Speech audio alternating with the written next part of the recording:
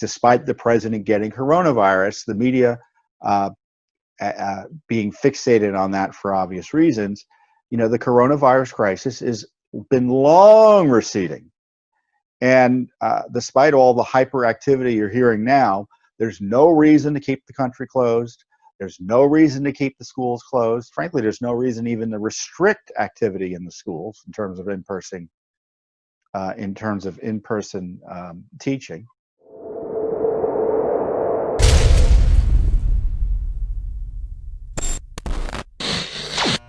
First up, obviously, is the news that the President of the United States, President Trump, has come down with coronavirus, and his wife, the First Lady Melania Trump, has also tested positive. Reportedly, he's feeling a little bit under the weather as a result. Hope Hicks, who is a close aide to the president, also reportedly has coronavirus as well. And so, as you might imagine, the media is very much interested in this, all sorts of news about it. He is the President of the United States, and if he's sick, that obviously is a concern to all Americans. So I'm sure I speak for you in extending prayers and best wishes to President Trump and Mrs. Trump and the entire White House staff, who I'm sure is feeling upset and nervous right now, given the situation. I do hope the president is getting, and I suspect he is, because his medical doctor had originally given him this anti-malarial drug, hydroxychloroquine, showing that he's open to other treatments potentially that could help lessen the severity of the disease. Now, the media will tell you there's no evidence hydroxychloroquine works. Well, now there's more studies suggesting it might actually lessen the severity and the risk to you if you take it. So there is evidence that it now works, but of course the media is suppressing that. But I encourage you to ask your doctor about all treatment options about COVID. And we can see that it needs to be on the table in terms of addressing it, because I don't know when the vaccine is going to come out. Do you know when the vaccine is going to come out? Let's say it comes out next month. Do we think it's going to be able to protect everybody? Let's say everyone is able to get it within a year. Do you think it's going to work on everyone and protect you completely from coronavirus? I don't even think proponents of the vaccine suggest that be the case. So in my view, you need to be sure to know about and have access to a wide array of treatment options. And of course, you've had this suppression of hydroxychloroquine based on really nothing more, in my view, than anti-Trump politics. And I'm tired of it. And the coronavirus is serious if you're of a certain, if you get it potentially, if you're of a certain age. And I don't need to bore you. You've been getting all the media on the risk factors associated with the heightened risk factors that you need to watch out for if you get coronavirus, in terms of comorbidities and other problems you might have that makes coronavirus more of a potential risk for you if you do come down with it. But in many ways, despite the president getting coronavirus, the media being fixated on that for obvious reasons, the coronavirus crisis has been long receding. And despite all the hyperactivity you're hearing now, there's no reason to keep the country closed. There's no reason to keep the schools closed. Frankly, there's no reason even to restrict activity in the schools in terms of in-person teaching. And of course, the liberal media, who hates President Trump, and the left, who, in my view, too many of whom have been rooting for coronavirus and using it as an excuse to target our liberties, mess with the elections, destroy the economy, suppress the economy.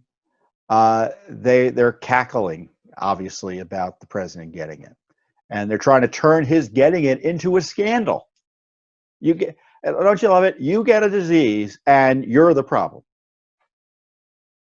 A disease that is like getting the cold, as we're told, because it's so communicable. making issues about mask wearing, despite the lack of Fauci standard scientific evidence that masks work to contain coronavirus. If you want to wear a mask, I'm not going to get in your way.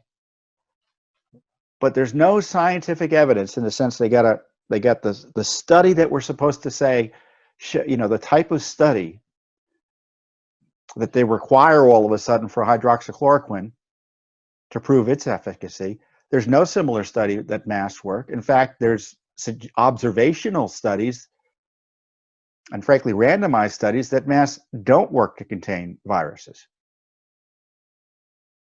So we're all being told to wear masks, and it's frankly more of a talisman than any significant medical intervention in protecting the public health.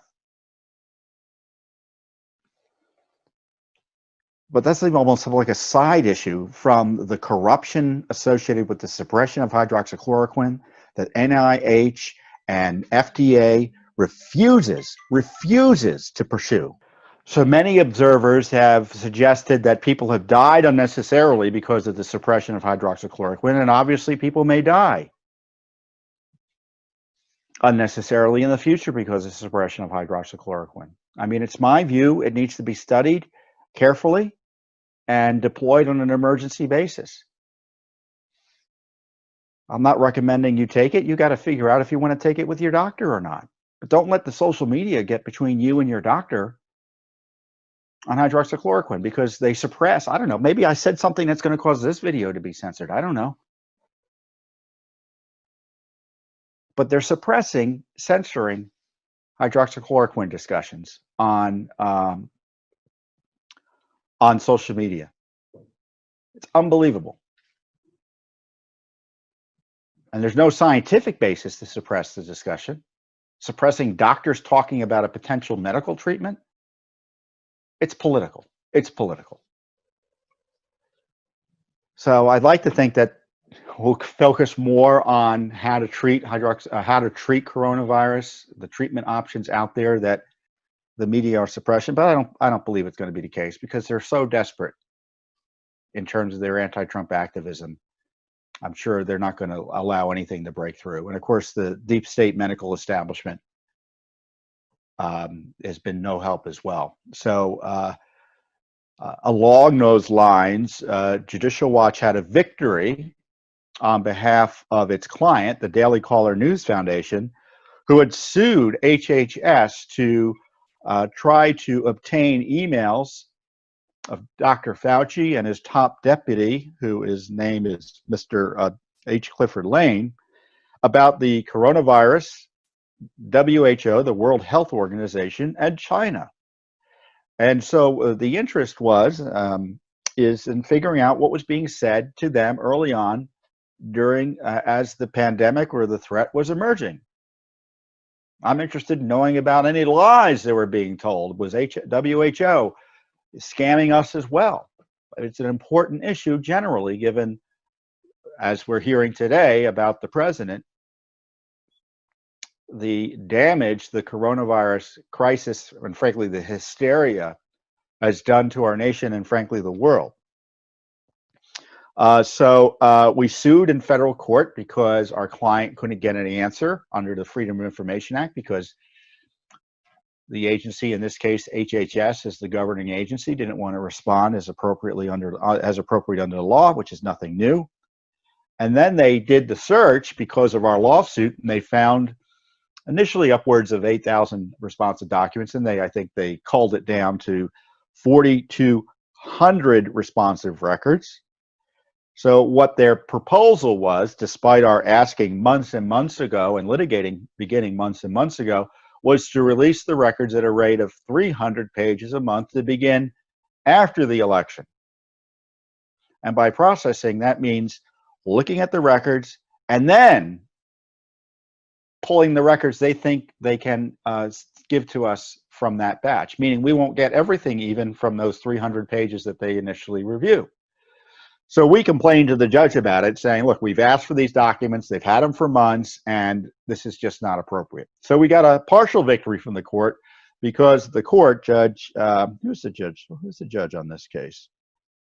U.S. District Court Dabney Friedrich ordered HHS to begin producing the first batch of documents and produce the records to us by October 21st. So the HHS process or effort to stall the release completely of the records past the election is not going to work out. The court said no. And so that was nice. But on the other hand, we are still having to wait for the documents to be processed at a rate that will get the full documents to us of the records they decide to release to us in 2022. So this is more of the same from the deep state, where there are records that are important to the public knowledge and almost always are seen potentially as benefiting the president. They stall the release of them. We see this with the FBI, we see it with the Justice Department, we see it with the State Department, and now we're seeing it with Dr. Fauci's NIH, or more specifically, the National Institute of Allergies and Infectious Diseases, of which he is the director. Now, the agency tells us that Dr. Fauci will have to review all the emails of his before they're released, which will further slow down the response.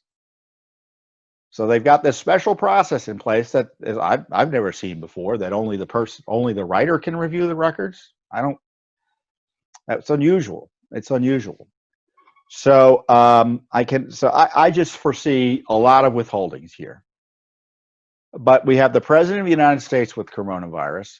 There are concerns about its origins in China and WHO's shenanigans with respect to China.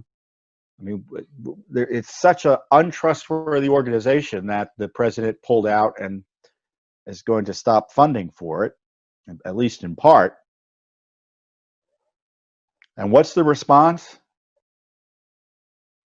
from the NIH or HHS? Stonewall, slow walk. As I said, NIH seems to be playing politics with the Fauci emails. The FOIA requested issue as here concern records that are likely to shed light on China and WHO's disinformation campaign on coronavirus. Frankly, the Stonewall seems calculated to undermine President Trump while protecting WHO and China. So, as I said, we're representing the Daily Caller News Foundation, which does actual journalism, unlike a lot of the folks here in town. And the head of the foundation, Neil Patel, he said the following: people have every right under the law to see the communications between our government agencies, including Dr. Fauci, China, and the WHO at the outset of this pandemic that has killed so many Americans and destroyed our economy. We're happy that Judge Friedrich agreed with our position that the government should not be able to keep this information secret. However, the fact that the document production doesn't have to start until over 6 months after our lawful request and that the production will not finish until 2022 is a sad joke. It's amazing people still wonder why the American people has lost trust in our national institutions. The president's sick. NIH is in cover-up mode. The media and big tech are suppressing discussions about alternative approaches to dealing with coronavirus, contrary to all evidence that the pandemic is not responsive to any shutdowns, school closings, social distancing, all the rest.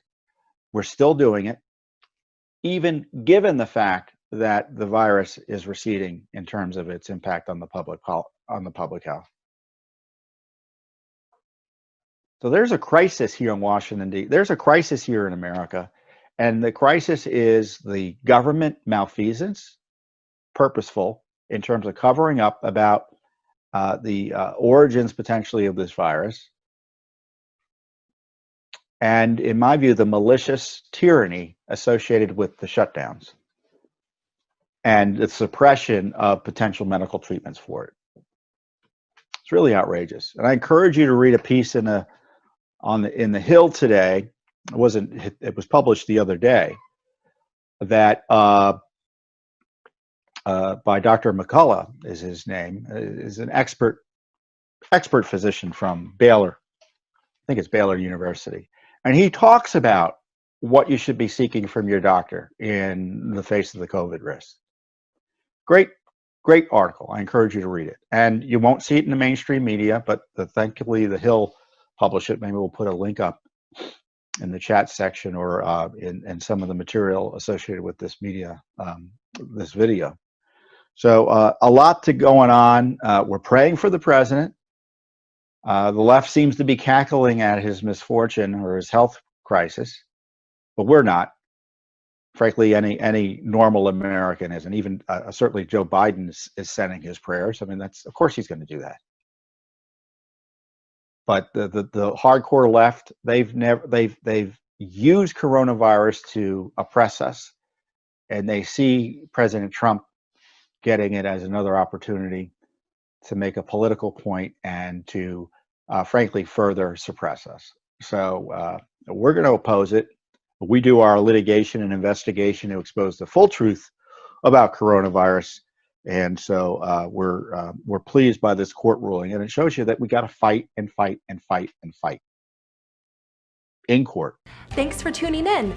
Be sure to subscribe to our YouTube channel to catch all the latest news from Judicial Watch.